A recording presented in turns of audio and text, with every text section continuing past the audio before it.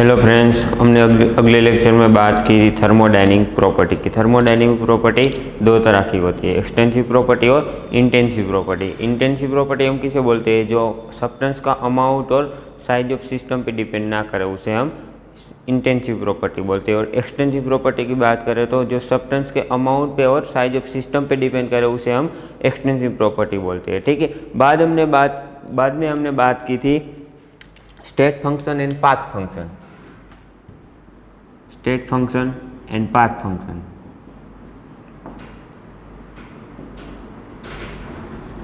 State function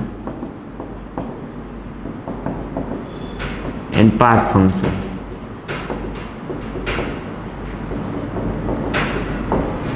क्या होता है state function and path function? State function कौन सा होता है? S, P, V, T, U, H, A और जी। उसका जो स्टेट फंक्शन होता है उसका साइक्लिक इंटीग्रल 0 होता है। वो जो पाथ फंक्शन होता है उसका साइक्लिक इंटीग्रल 0 नहीं होता। ठीक है। अगर मैं इससे बोल दूं आपको इसका साइक्लिक इंटीग्रल 0 होता है, हाँ होता है। इसका साइक्लिक इंटीग्रल 0 नहीं होता। क्यों? क्योंकि ये पाथ फंक्शन है। तो ये हमने देखा था। फिर हमने देखा था फंक्शन एंड ऑपरेटर। अगर आप कोई ऑपरेटर को फंक्शन पे अप्लाई कर रहे हो तो आपको क्या मिलेगा? या तो कोई दूसरी न्यू फंक्शन मिलेगा या तो कांस्टेंट एंटिटी मिलेंगी। ठीक है। और उसका हमने 4 ऑपरेशन पढ़ा था। पहला कौन सा था? फंक्शन और ऑपरेटर को सेपरेट कीजिए। बाद में put the value of function in the form of operator. तीसरा था हमारा आउटसाइड द कांस्टेंट, कांस्टेंट को बाहर निकालिए। और फोर्थ था हमारा ऑपरेट द ऑपरेटर। ठीक है। चलो अब हम बात करते हैं थर्मोडायनेमिक कोएफिशिएंट की। Thermodynamic coefficient.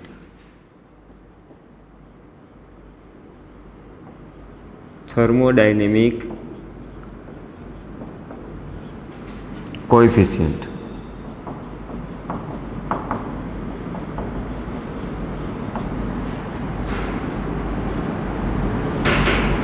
थर्मोडायनेमिक कोएफिशिएंट क्या होता है? जनरली थर्मोडायनेमिक कोएफिशिएंट में हम एक वेरिएबल का चेंज लेते हैं और देखते हैं दूसरे वेरिएबल में क्या चेंज आता है जनरली। और थर्मोडायनेमिक कोएफिशिएंट हमारे पास 3 तरह के होते हैं। आइसोबारिक थर्मल एक्सपांशन कोएफिशिएंट होते हैं जिसको हम अल्फा बोलते हैं। और दूसरा होता है हमारा आइसोथर्मल कंप्रेसिबिलिटी फैक्टर होता है। और तीसरा होता है हमारे पास आइसोकोरिक टेम्परेचर प्रेशर कोएफिशिएंट जिसे हम गामा बोलते हैं। तो हम पहले देखते हैं first isobaric thermal expansion coefficient.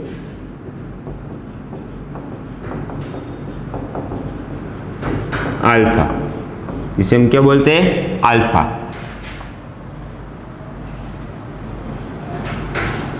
देखो हम आइसोबारिक थर्मल एक्सपांशन कोएफिशिएंट किसको बोलेंगे? ये तो आपका पता होगा आइसोबारिक है इसलिए यहाँ पर कांस्टेंट में प्रेशर आएगा। तो आइसोबारिक थर्मल एक्सपांशन हम किसे बोलते हैं? अगर relative change in volume with respect to temperature at constant P लिया जाए तो हम उसे आइसोबारिक थर्मल एक्सपांशन कोएफिशिएंट बोलते हैं। देखते हैं पहला क्या बोला मैंने? The relative change in volume with respect to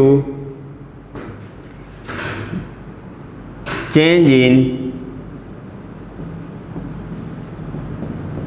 temperature at constant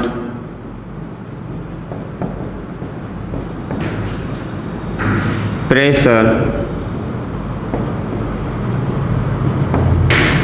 is called alpha। इसे हम क्या बोलते हैं? अल्फा। क्या है? तो relative change in volume with respect to temperature at constant pressure is called alpha. चलो अब इसको कैसे, इसका रिलेशन में निकालते हैं। क्या होगा? अल्फा तो relative change in volume, relative change का मीनिंग क्या होता है? dV upon V। क्या होता है ये? रिलेटिव चेंज हम किसे बोलते हैं? ये क्या है? Change in volume upon initial volume, इसको हम क्या बोलते हैं? Relative change in volume. ठीक है, फिर क्या है? विथ रिस्पेक्ट टू क्या है? Change in temperature, change in temperature. चलो, कांस्टेंट में क्या दिया है? Eight constant pressure. क्या है? Pressure constant. ठीक है, चलो अब हमें यहाँ कांस्टेंट इंट्रोड्यूस करना है, तो ये इंडिपेंडेंट टर्म है, इंडिपेंडेंट टर्म, तो इस पे कांस्टेंट नहीं लगेगा, तो ये बाहर चले आएगी। क्या है? 1/V। अब देखो, ये कंप्लीट डिफरेंशिएशन है, ये क्या हो जाएगा? पार्शियल। क्या होगा? Del V upon del T। Constant में क्या आएगा? P। ठीक है, ये आपका क्या हो गया? Alpha, isobaric thermal expansion coefficient. ठीक है, और एक बार देख लो क्या बोला? The relative change in volume with respect to temperature at constant pressure. ठीक है, तो हमने पहले रिलेटिव चेंज ले लिया, किसका? वॉल्यूम का, dV अपॉन V। ये क्या है? Change in volume upon initial volume, इसको हम क्या बोलते हैं? Relative change with respect to temperature, with respect to temperature at constant pressure, at constant pressure. अब हमें यहाँ पर P कांस्टेंट लगाया, तो ये इंडिपेंडेंट टर्म है, वो कहाँ जाएगी? बाहर, उस पर कोई इफेक्ट नहीं पड़ेगा। और जो कंप्लीट डिफरेंशिएशन है dV और dt, वो क्या हो जाएगा? पार्शियल। इसका मतलब del V upon del T at constant P। ये हमारा क्या है? अल्फा। अगर आपको पूछा जाए value of alpha for an ideal gas, क्या पूछा जाए? Value of alpha for an ideal gas, ideal gas के लिए अल्फा की वैल्यू बताइए। ठीक है, चलो किसकी वैल्यू चाहिए हमें? अल्फा की। पहले अल्फा क्या है हमारे पास? 1/V del V upon del T at constant pressure. चलो, अब हमको अल्फा फाइंड करना है, तो पहले हमको ये पता होना चाहिए ये क्या होगा, तो पहले हम इसे फाइंड करते हैं। ठीक है, चलो क्या है? Del V upon del T constant pressure. चलो, पहले फंक्शन और ऑपरेटर को अलग रख दो। फंक्शन ऑपरेटर क्या है? Del upon del T। Function क्या है? V, कांस्टेंट में P। चलो, V की वैल्यू चाहिए हमें, कौन देगा? यहाँ पर आइडियल गैस, आइडियल गैस क्या है? PV is equal to RT। ठीक है, किसकी वैल्यू चाहिए? V की। V is equal to RT upon P। ये हमारी V की वैल्यू आ गई। ठीक है, चलो इसको यहाँ रख दो, इस वैल्यू को यहाँ रख दो। क्या आएगा? क्या है यहाँ पर? Del upon del T, del upon del T। V की वैल्यू क्या आएगी? RT upon P, RT upon P। Constant में क्या है? P। चलो अब देखो कांस्टेंट क्या है? P और R दोनों कहाँ बाहर चले आएंगे? क्यों? क्योंकि कांस्टेंट है। क्या होगा? R upon P। बचेगा क्या? Del upon del T। क्या बचेगा? T। चलो ये क्या हो जाएगा? 1। ठीक है, आंसर क्या है हमारा? R upon P। किसका आंसर आया ये? Del V upon del T at constant P का। ठीक है, चलो अब इसको हम यहाँ रख देते, इसको हम 1 बोलते थे। इक्वेशन हमारा 1, ये इक्वेशन 2, ठीक है।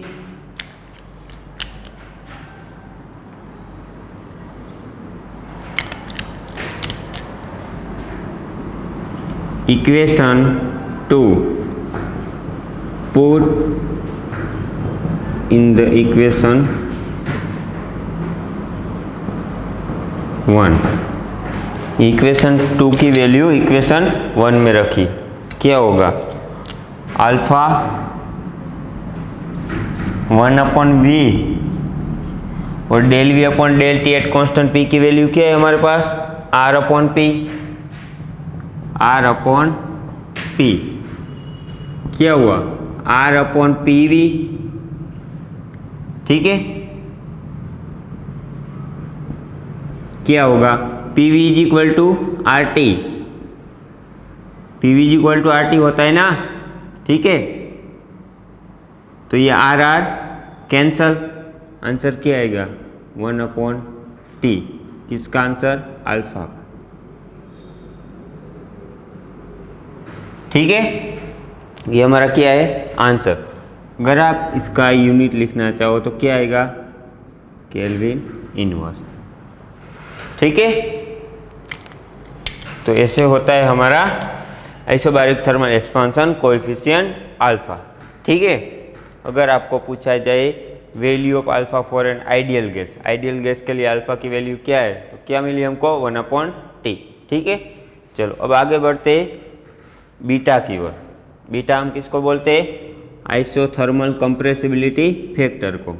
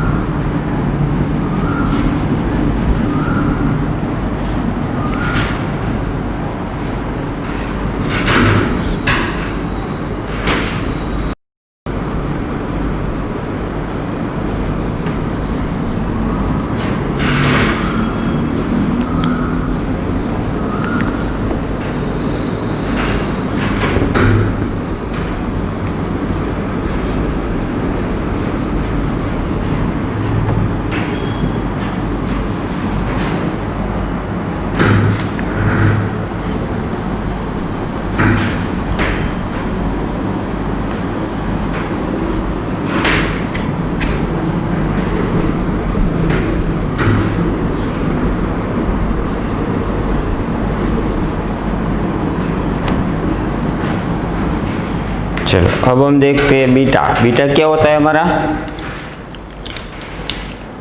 Second isothermal compressibility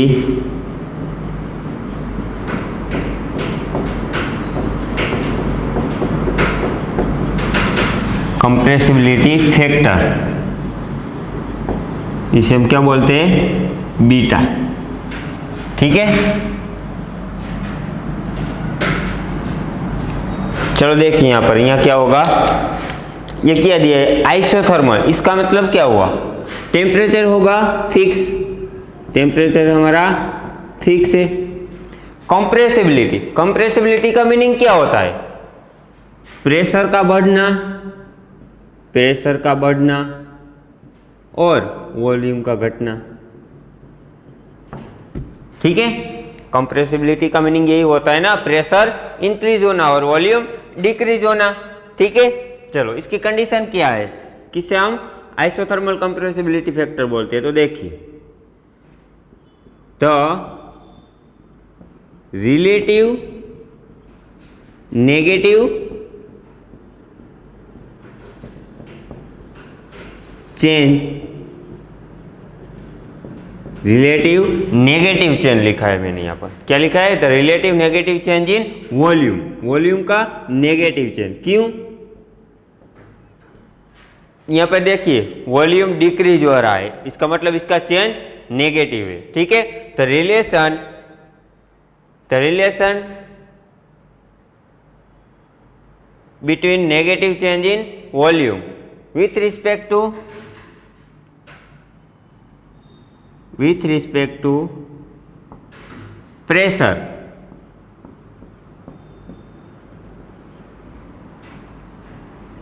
change in pressure लिख दो, with respect to change in pressure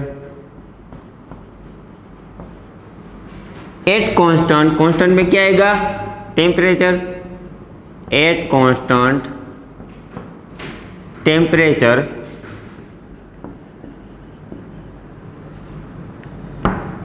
is called,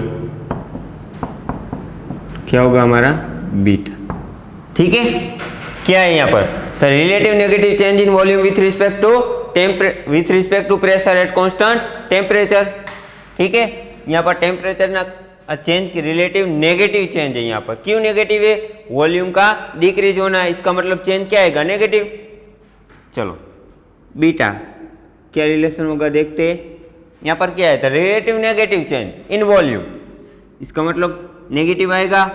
relative negative change मतलब del V upon V, D V upon V. ये क्या है, change in volume upon initial volume, इसको हम क्या बोलते हैं रिलेटिव चेंज। ठीक है, चलो विथ रिस्पेक्ट टू, किसके रिस्पेक्ट में, चेंज इन प्रेशर के, इसका मतलब डीपी। ठीक है, eight constant temperature, at constant temperature. ठीक है, चलो अब ये क्या है, इंडिपेंडेंट वेरिएबल है। ठीक है, ये दोनों कंप्लीट डिफरेंशिएशन है, इसका क्या हो जाएगा पार्शियल, वो ये बाहर चलाएगा, क्या होगा माइनस का 1/v। ये कंप्लीट डिफरेंशिएशन है, क्या हो जाएगा पार्शियल, इसका मतलब del v upon del p at constant t। ये क्या हो गया हमारा बीटा। ठीक है, ये हमारा बीटा। यहाँ पर माइनस क्यों आया, क्योंकि यहाँ पर relative negative change in volume बोला है, वॉल्यूम का चेंज नेगेटिव में, इसलिए यहाँ नेगेटिव। ठीक है, चलो अब देखो question, find the value of beta for an ideal gas. Ideal gas के लिए बीटा की वैल्यू बताइए। क्या होगी बीटा की वैल्यू, बीटा क्या है हमारे पास माइनस का 1/v del V upon del P at constant t। ठीक है, तो पहले हमको क्या पता होना चाहिए, del V upon del P at constant t। पहले इसको फाइंड कीजिए, del V upon del P at constant t। पहले फंक्शन और ऑपरेटर को सेपरेट कर लीजिए, क्या होगा del upon del P, constant में फंक्शन क्या आएगा v, कांस्टेंट में क्या आएगा t। ठीक है, चलो v की वैल्यू चाहिए, किसके लिए हमको फाइंड करना है, for an ideal gas. Ideal gas क्या होता है, PV is equal to RT। ठीक है, चलो किसकी वैल्यू चाहिए v की, v is equal to RT upon P। v की वैल्यू आ गई, चलो इस वैल्यू को यहाँ रख दो, क्या आएगा, चलो इस वैल्यू को यहाँ रखते हैं, क्या है यहाँ पर del upon del P. v की वैल्यू क्या है हमारे पास RT अपॉन P, रख दो यहाँ पर RT अपॉन P। कांस्टेंट में क्या है t, चलो कांस्टेंट कौन आएगा यहाँ पर, यहाँ पर t है तो ये t और ये r।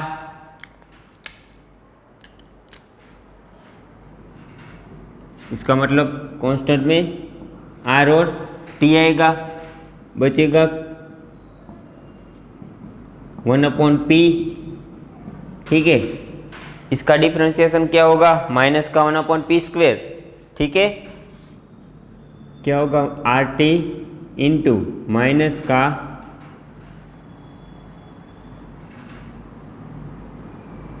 1/p²। इसका मतलब RT/p²। किसकी वैल्यू आई ये, del V/del P at constant T की। ठीक है, चलो इसको हम बोल देते हैं इक्वेशन 2, इसको हम बोल देते हैं इक्वेशन 1। ठीक है,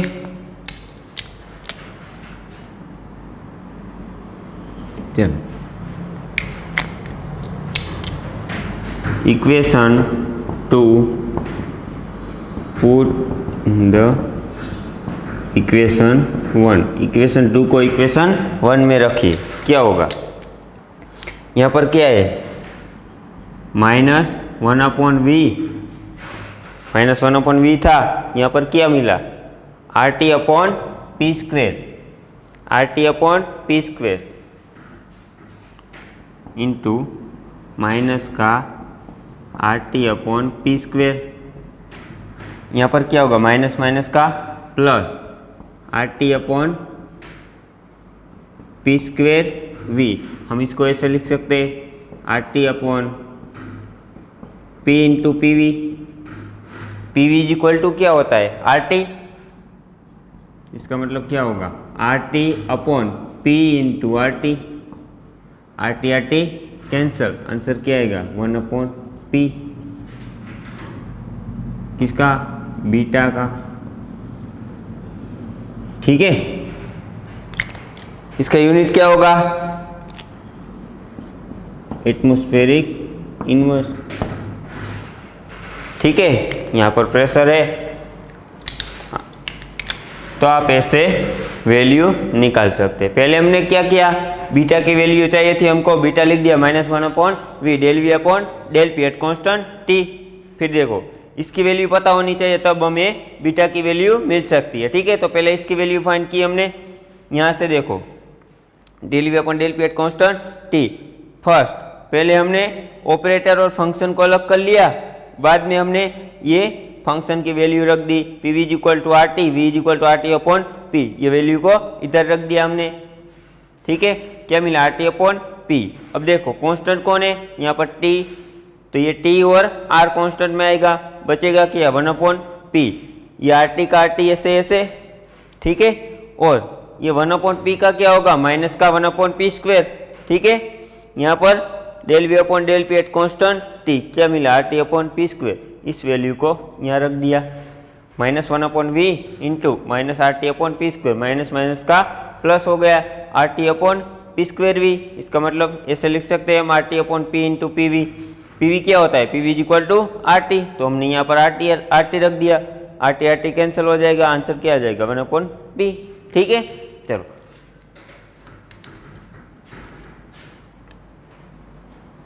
अगर आपको एग्जाम में ऐसा आ जाए, बोल दिया जाए कि अल्फा और बीटा की क्रिटिकल पॉइंट पे वैल्यू बताइए, क्या होगी, तो आपको याद रखनी है क्या होगी, बताता हूं मैं आपको।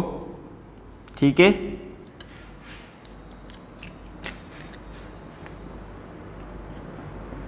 The value of alpha and beta for critical point।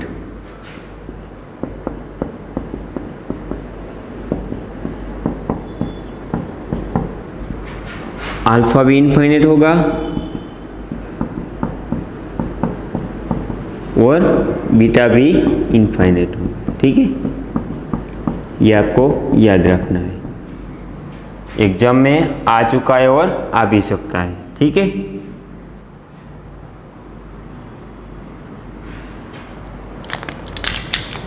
कहाँ की वैल्यू है, क्रिटिकल पॉइंट की, अल्फा और बीटा की क्या होती है, दोनों इनफाइनाइट।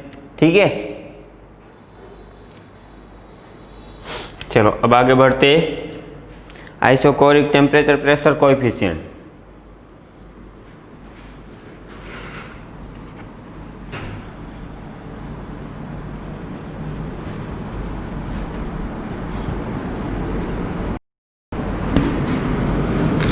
कुछ समझ में आता है, ऐसे ही चलता है?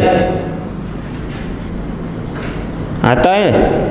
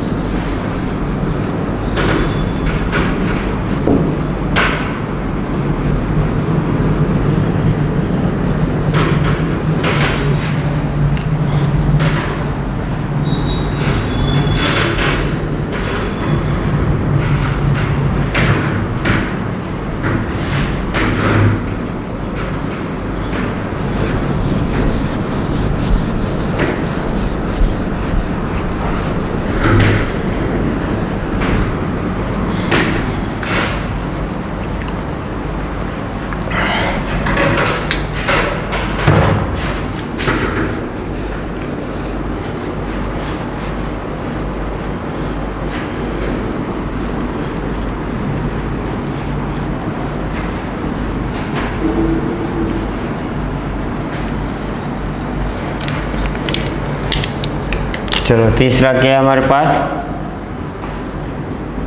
Isochoric temperature pressure coefficient. ये बहुत इम्पोर्टेंट नहीं है, लेकिन अल्फा और बीटा इम्पोर्टेंट है। ठीक है, क्या है? आइसोकोरिक टेम्परेचर प्रेशर कोएफिशिएंट, जिसे हम क्या बोलते हैं? गामा। ठीक है, चलो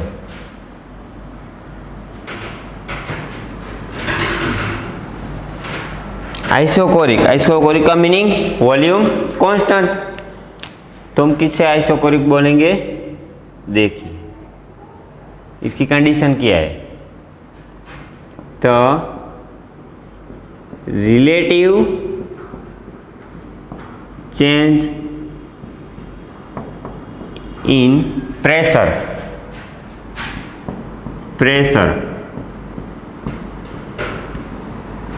with respect to change in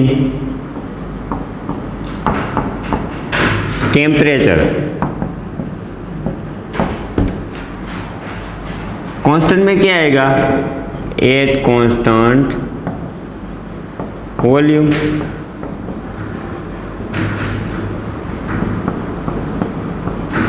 is called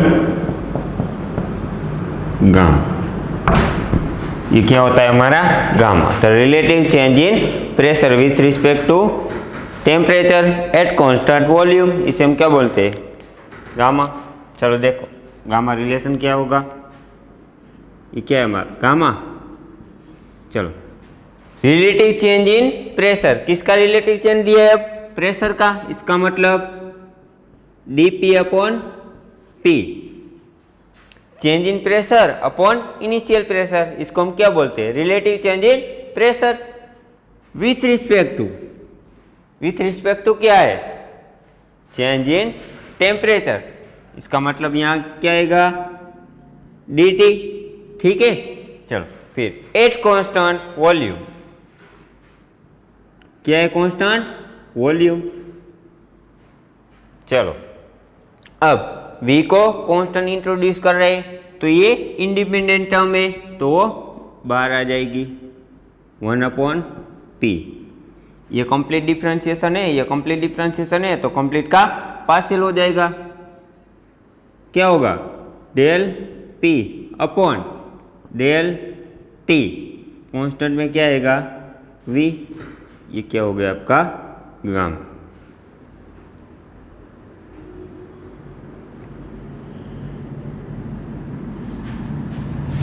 चलो अब इसकी वैल्यू निकालनी है किसके लिए? फॉर एन आइडियल गैस के लिए। लिख दो यहां पर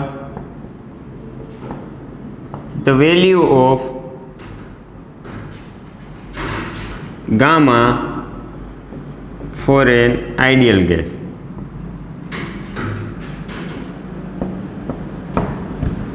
ठीक है, चलो गामा हमारे पास क्या है? 1/p del p upon del t at constant volume. चलो गामा निकालना है तो पहले हमें del P upon del T at constant V निकालना होगा। Del P upon del T at constant V. चलो पहले फंक्शन और ऑपरेटर को सेपरेट करो।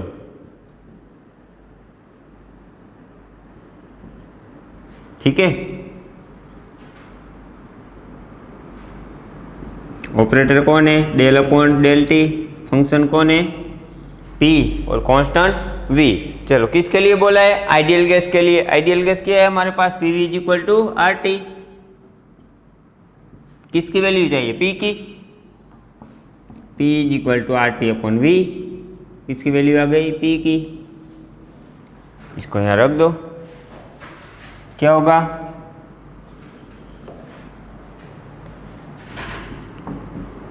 Del upon del P del T. P की वैल्यू क्या है? R T upon V. R T upon V. Constant में वी। चलो कांस्टेंट क्या आएगा? वी और आर, ये दोनों कांस्टेंट में आएंगे। R by V. बचेगा क्या? Del upon del T into T.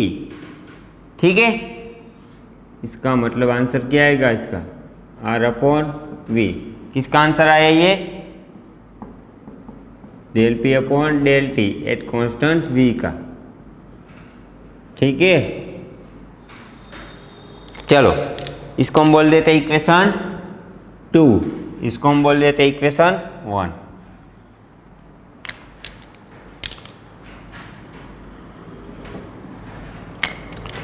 Equation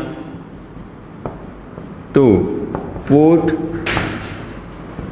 in equation 1। Equation 2 किस में पुट करना है? 1 में। चलो क्या होगा देखो, gamma is equal to 1 upon P. इसकी वैल्यू क्या है हमारे पास? R by V. क्या है? R by V. इसका मतलब आर अपॉन पी वी। ठीक है, P V is equal to क्या होता है? R T. आइडियल गैस में P V is equal to R T होता है ना, तो यहां पर रख दिया R T. R R cancel होगा, आंसर क्या आएगा? 1 अपॉन टी। किसका? गामा का। ये हमारा आंसर। ठीक है,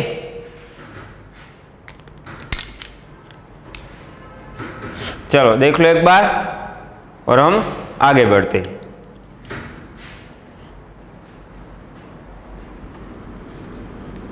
इसको हम एक जगह लिख देते। क्या आंसर आया फॉर एन आइडियल गैस के लिए? अल्फा का क्या आंसर आया था? 1 बाई टी। बीटा का क्या आंसर आया था? 1 बाई पी। गामा का क्या आंसर आया? 1 बाई टी। ठीक है,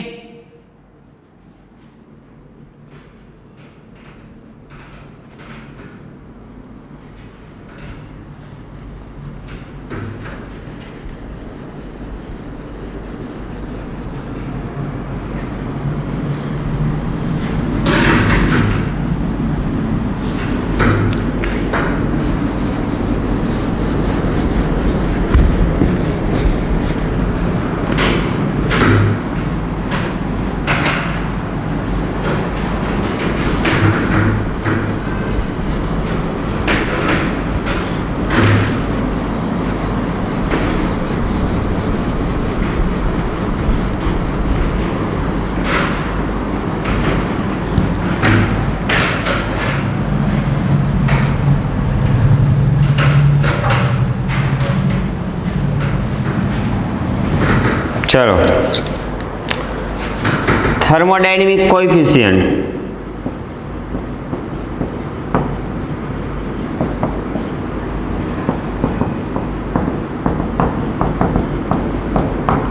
क्या था हमारे पास? फर्स्ट अल्फा क्या था? 1 by V del V upon del T at constant pressure. चलो इसकी value for an ideal gas के लिए क्या आई थी? फॉर एन आइडियल गैस क्या आई थी 1/t। ठीक है, चलो बीटा, बीटा क्या था माइनस का 1/v del v upon del p at constant t। ये था हमारा बीटा। बीटा की वैल्यू आइडियल गैस के लिए क्या आई थी 1/p। ठीक है, चलो तीसरा गामा क्या था 1/p del p upon del t at constant volume. क्या आई थी इसकी आइडियल गैस के लिए 1/t। तो ये वैल्यू आपको याद रखनी है, या तो फिर इसे आप निकाल सकते हैं। ठीक है, चलो अब बढ़ते आगे।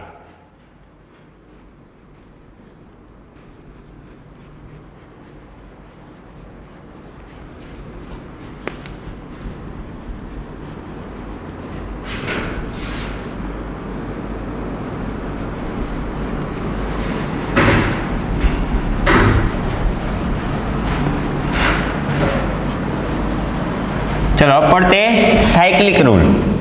साइक्लिक रूल क्या है?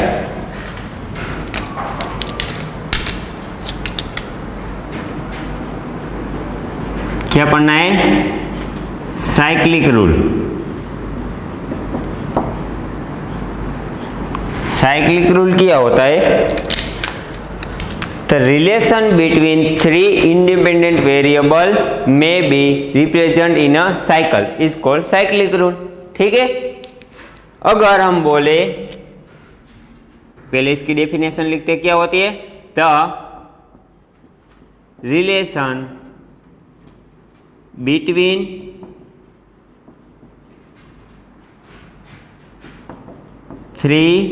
Between partial derivative of three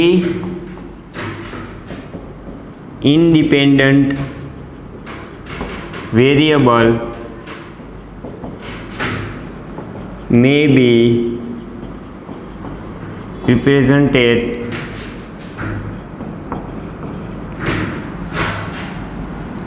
by a cycle is। कैसे? चलो, अगर हम PV इक्वल टू RT ले और हम यहाँ पर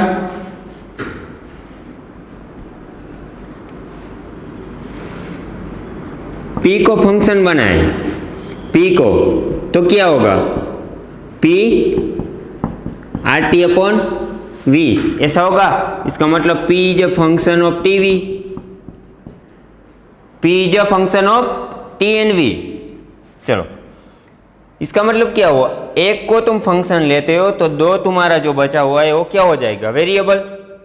ठीक है, अगर हम V को फंक्शन लेते तो क्या हो जाएगा? RT upon P।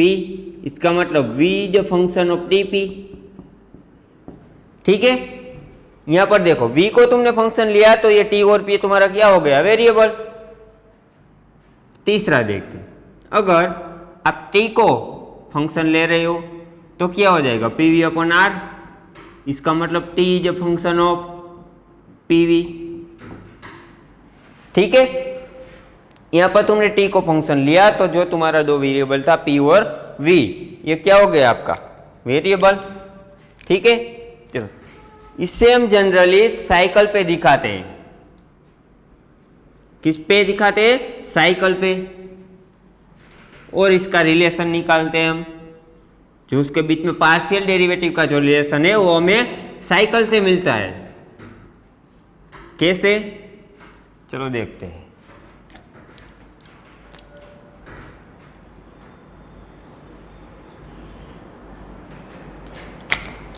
ये क्या है? हमारी साइकिल। यहां पर है हमारा P, यहां पर है हमारा V, तो यहां पर है हमारा T।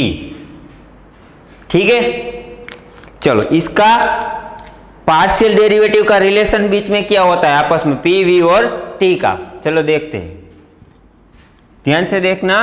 यहां पर क्या है? P, हम पहली बार पी से चलना शुरू करते हैं। यहाँ से भी तुम शुरू करते हो, यहाँ भी तुम शुरू कर सकते हो, ठीक है। और ये एरो तुम ऐसे भी लगा सकते हो, ठीक है।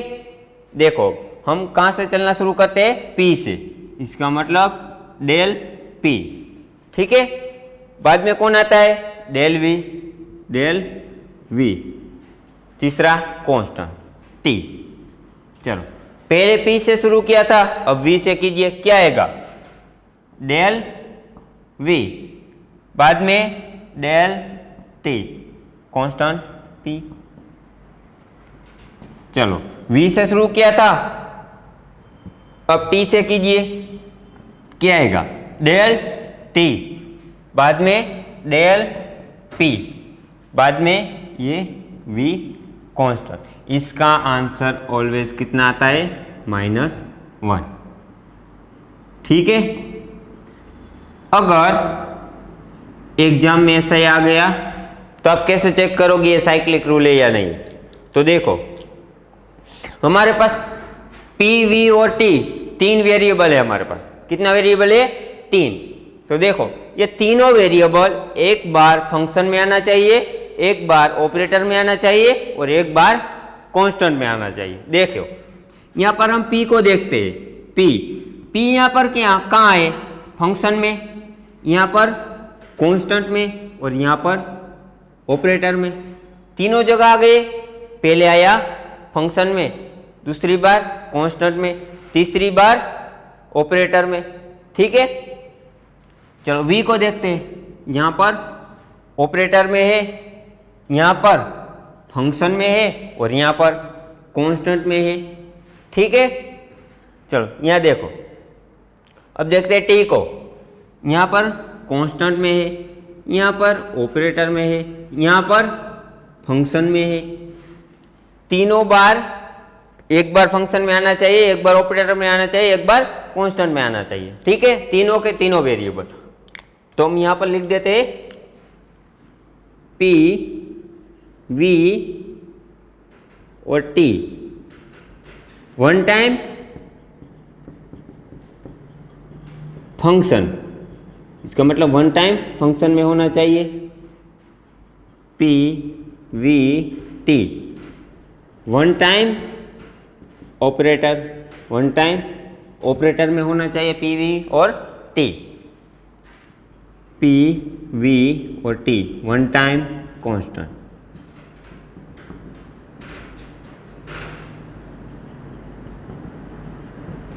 ठीक है।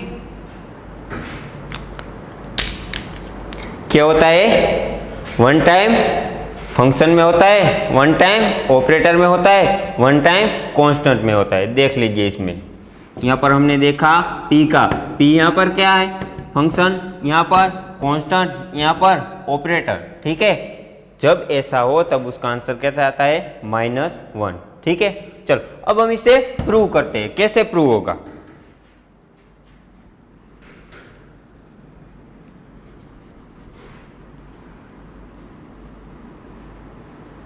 अगर आपको पूछा जाए prove the cyclic rule for an ideal gas, तो आप क्या करोगे,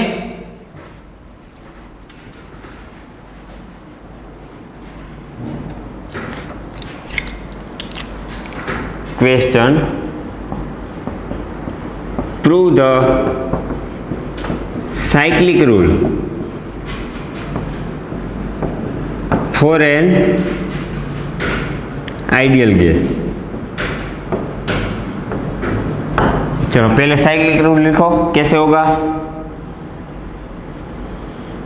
ये हमारी साइकिल, पी, वी और ये टी। पहले साइकिल बनाओ, रिलेशन निकाल लो, क्या होगा, डेल पी अपॉन, यहाँ पर क्या है, डेल वी, कांस्टेंट में क्या आएगा, तीसरा जो बचा हुआ है वो, ठीक है। चलो पहले पी से चलना शुरू किया था, अब वी से कीजिए, del V upon del T, constant में क्या आएगा, पी। चलो v से चलना शुरू किया था, अब t से कीजिए, क्या आएगा? Del t upon del p at constant v आएगा, पहले t बाद में p फिर कांस्टेंट में v। आंसर क्या आएगा? -1। ठीक है। अब देखो इसको हमें -1 प्रूव करना है, तो हमको क्या करना पड़ेगा? इसकी वैल्यू फाइंड करनी पड़ेगी, इसकी और इसकी। तो पहले हम इसकी वैल्यू फाइंड करते हैं।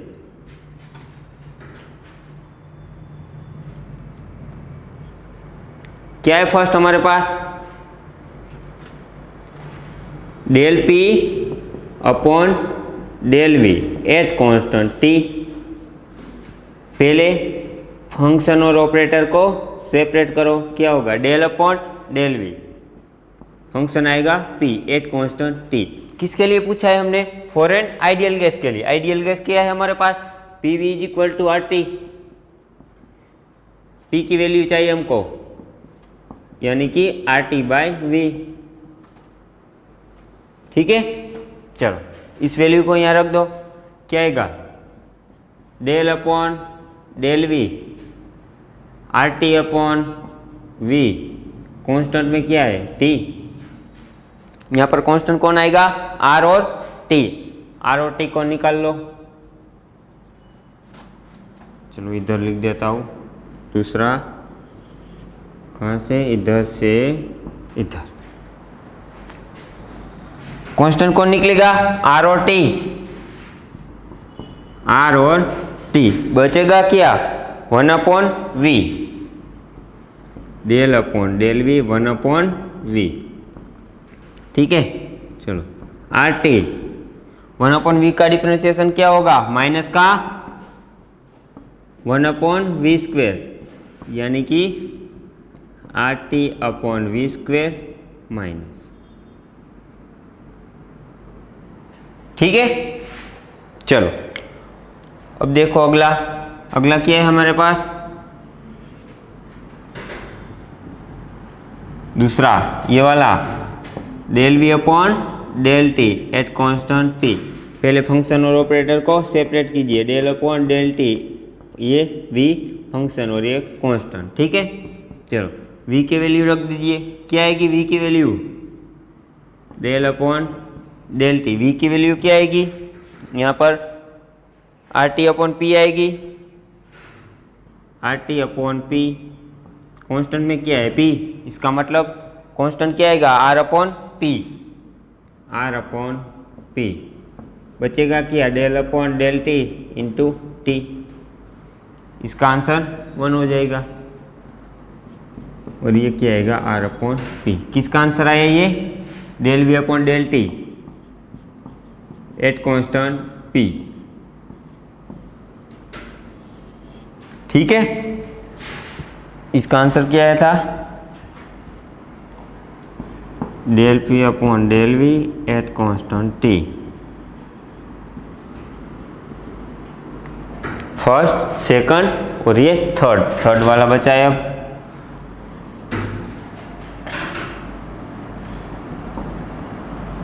देखो क्या है third? Del t upon del p at constant p, function और ऑपरेटर को separate, del p into t। ये क्या है हमारा? Function at constant v। चलो del upon del p, t की वैल्यू क्या आएगी? PV is equal to RT, PV upon R, ये आएगी ना, इज इक्वल टू t। ठीक है, PV upon R eight constant v। चलो कांस्टेंट में क्या आएगा? v upon R, v upon R। बचेगा क्या? डेल अपॉन डेल p, यहाँ पर p। इसका आंसर 1। आंसर क्या आएगा? v upon R। किसके is equal to? Del t upon del p at constant v। ठीक है, चलो अब ये तीनों वैल्यू को यहां रख दो। फर्स्ट, सेकंड ये थर्ड,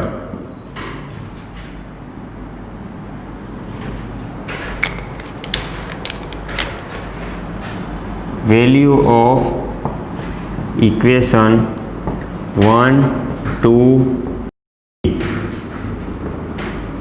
पुट द इक्वेशन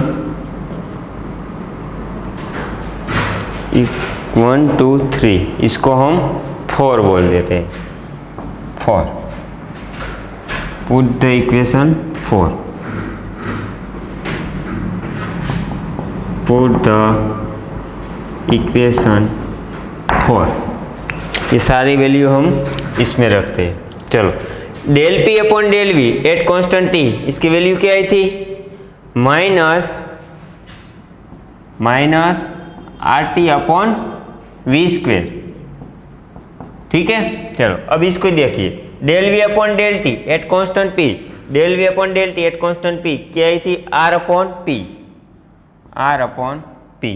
ठीक है, चलो अब इसकी देखिए, del T upon del P at constant V क्या आई थी value? V upon R, V upon R. ठीक है, इक्वल टू क्या है? माइनस का 1। चलो अब क्या कटेगा? यहाँ ये आर कटेगा और ये वी कटेगा, क्या बचेगा? माइनस का आर टी अपॉन यहाँ पर P V is equal to -1। चलो, P V is equal to क्या होता है? R T for an ideal gas, P V is equal to R T is equal to -1, R T cancel, इसका मतलब -1 is equal to -1। तो ऐसे आप prove कर सकते हैं। ठीक है, हो गया प्रूफ। यहाँ पर -1 कैसे आता है देख लिया।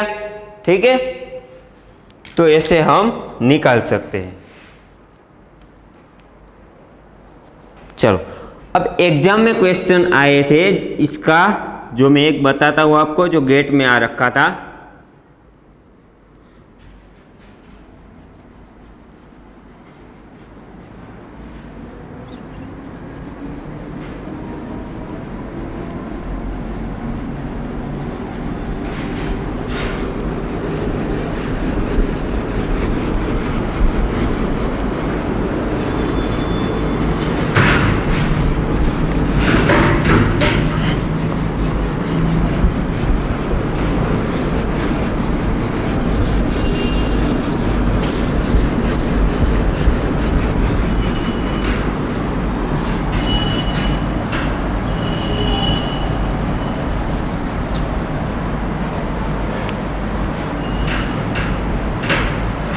चलो पहले आपको क्वेश्चन बता देता हूँ। क्वेश्चन था फॉर एन आइडियल गैस, किसमें था? गेट का क्वेश्चन, गेट में आ रखा था और ऑप्शन में दिया हुआ था ए,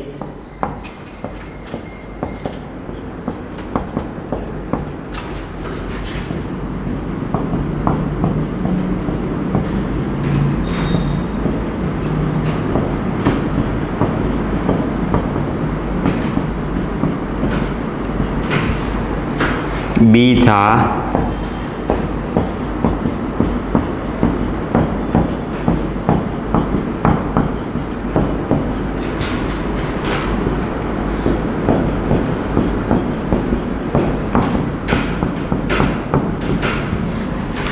सी था,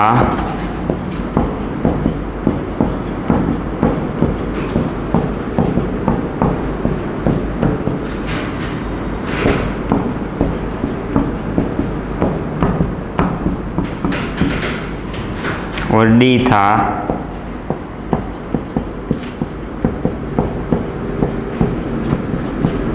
डी लिखने की जरूरत है क्या हमको? क्या तुमको लिखना है तो लिखो। ठीक है, चलो देखो इसको, क्या आंसर आएगा।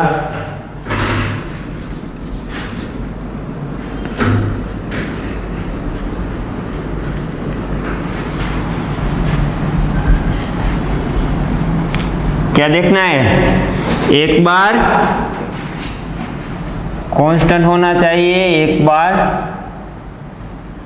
ऑपरेटर होना चाहिए, एक बार फंक्शन होना चाहिए। इज इक्वल टू क्या आना चाहिए, माइनस का 1।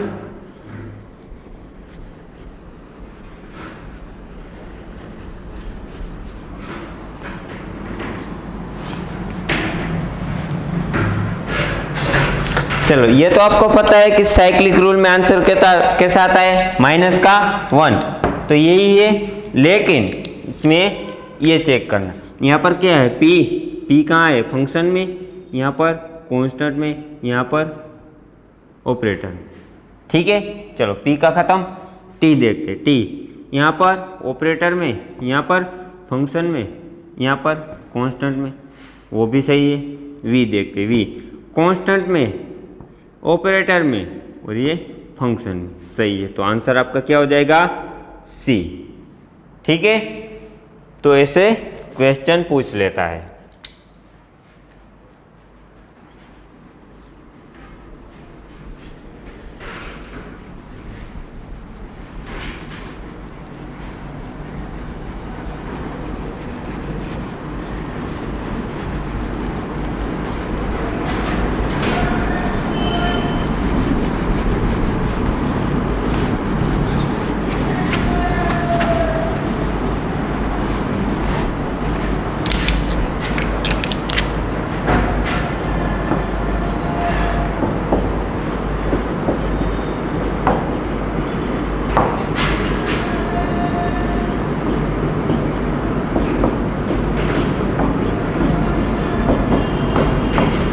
चलो आपको बोले प्रूव कीजिए alpha upon beta is equal to del P upon del T at constant V. तो आप कैसे करोगे, अल्फा क्या है हमारे पास, अल्फा क्या है हमारे पास, 1 upon V, del V upon del T constant में पी। बीटा क्या है हमारे पास, माइनस का 1 upon V del V upon del P at constant T. ठीक है, अल्फा अपॉन बीटा यहाँ पर पूछा है, तो अल्फा की वैल्यू रख दीजिए और बीटा की वैल्यू रख दीजिए। तो क्या होगा, अल्फा की वैल्यू क्या है हमारे पास, 1 upon V del V upon del T constant में पी, अपॉन क्या आएगा, minus 1 upon V del V upon del P at constant T is equal to क्या है, del P upon del T at constant V. ठीक है, चलो ये कटेगा, क्या आएगा यहाँ पर, minus del V upon del T constant P, ये ऊपर चला जाएगा तो क्या होगा, del P upon del V at constant T. ठीक है, इज इक्वल टू क्या है, del P upon del T at constant का वी। ये आया हमारे पास। अब इसको प्रूव करने के लिए हमारे पास इसकी वैल्यू चाहिए, तब हम इसे प्रूव कर सकते हैं। ठीक है, तो इसकी वैल्यू हमको फाइंड करनी पड़ेगी, क्या है इधर, del V upon del T at constant P. ठीक है,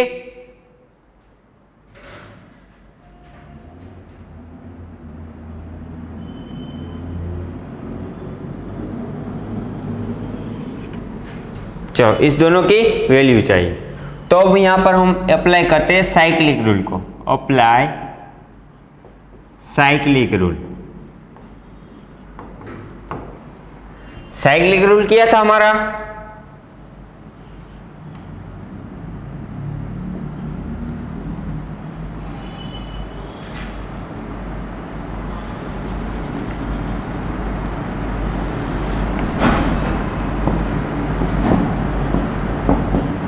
ठीक है। चलो यहां से हम चलना शुरू करते हैं, डेल वी अपॉन क्या आएगा, डेल टी कांस्टेंट में पी। ठीक है, चलो वी से शुरू किया था, अब टी से कीजिए, क्या आएगा, del T upon del P, constant में क्या आएगा वी। टी से चलना शुरू किया था, अब पी से कीजिए, क्या आएगा del P upon del V at constant T is equal to क्या होता है -1।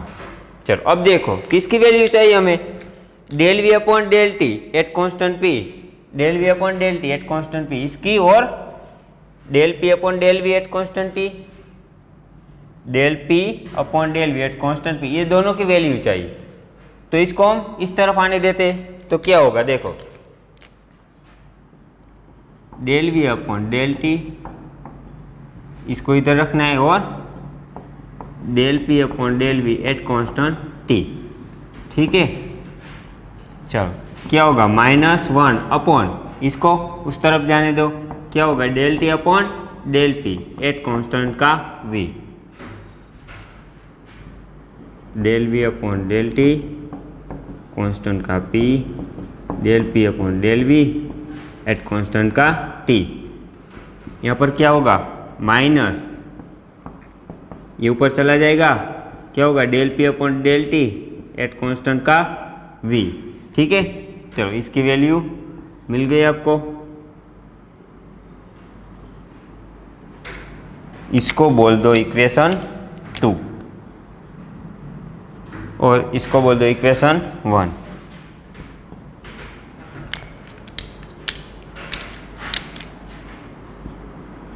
इक्वेशन 2 put the equation,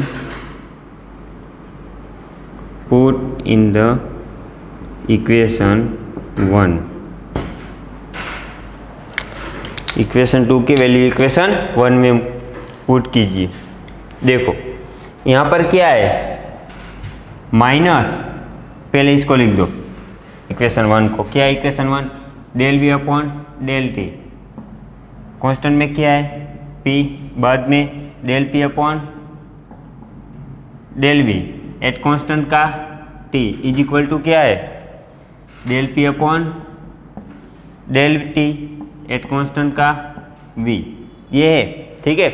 इसकी वैल्यू क्या है हमारे पास माइनस का del P upon del T at constant V, यहाँ पर माइनस था और इसकी वैल्यू कैसे आई माइनस का del P upon del T at constant, minus का del P upon del T at constant V is equal to क्या प्रूव करना है हमें del P upon del T at constant V. देखो माइनस माइनस प्लस हो जाएगा, क्या आएगा del P upon del T constant V is equal to del P upon del T at constant we.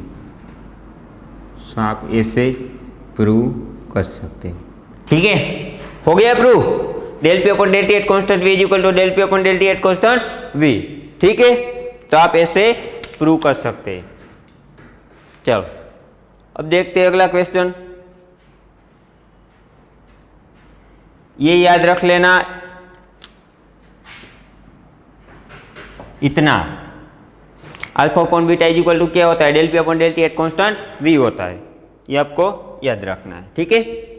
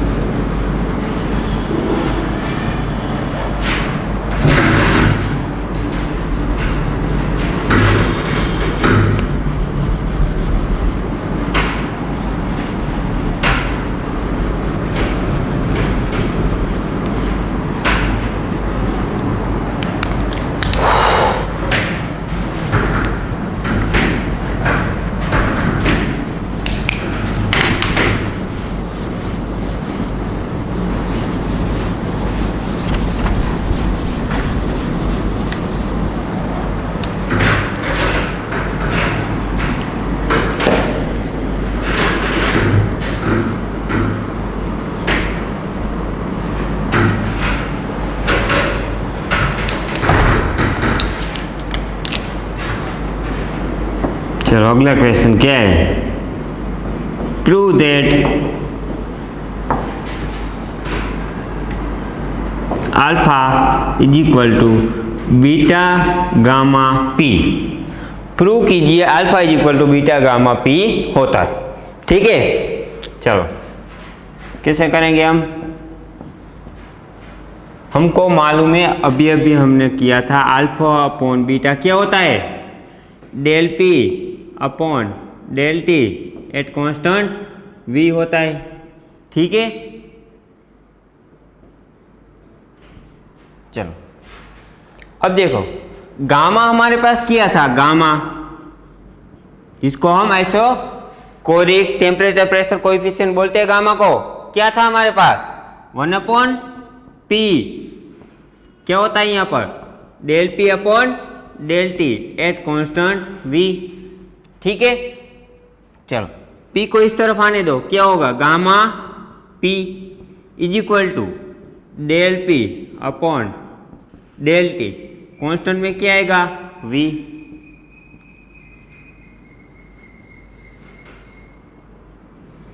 चलो ये हो गया। अब देखो यहाँ पर क्या alpha upon beta is equal to del P upon del T at constant V. Gamma, gamma क्या हुआ 1 upon P del P upon del T at constant V. इसको इस तरफ आने दिया तो क्या होगा देखो,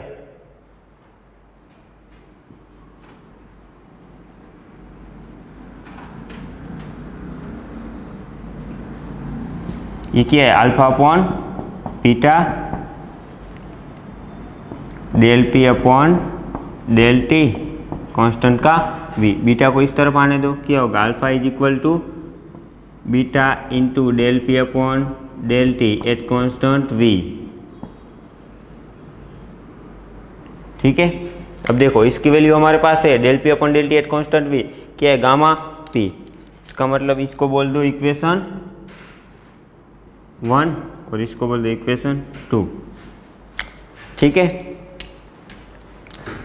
क्या होगा इक्वेशन 2 पुट इन इक्वेशन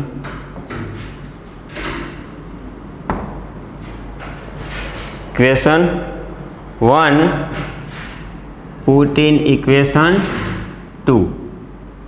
ठीक है, चलो इक्वेशन 2 कहाँ है हमारे पास, इधर, और इसकी वैल्यू हमें यहाँ रखनी है, क्या है del P upon del T at constant V की वैल्यू क्या कितनी है गामा पी, यहाँ रख दो। क्या है अल्फा क्या है पहले वो लिख लीजिए, beta into del P upon del T at constant V. इसकी वैल्यू क्या है हमारे पास gamma P, alpha is equal to beta gamma P. हो गया आपका प्रूफ।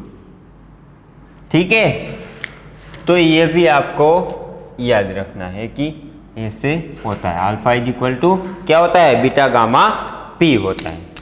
ठीक है, तो इतना रखते हैं हम अगले लेक्चर में पढ़ेंगे। Thank you for cooperation.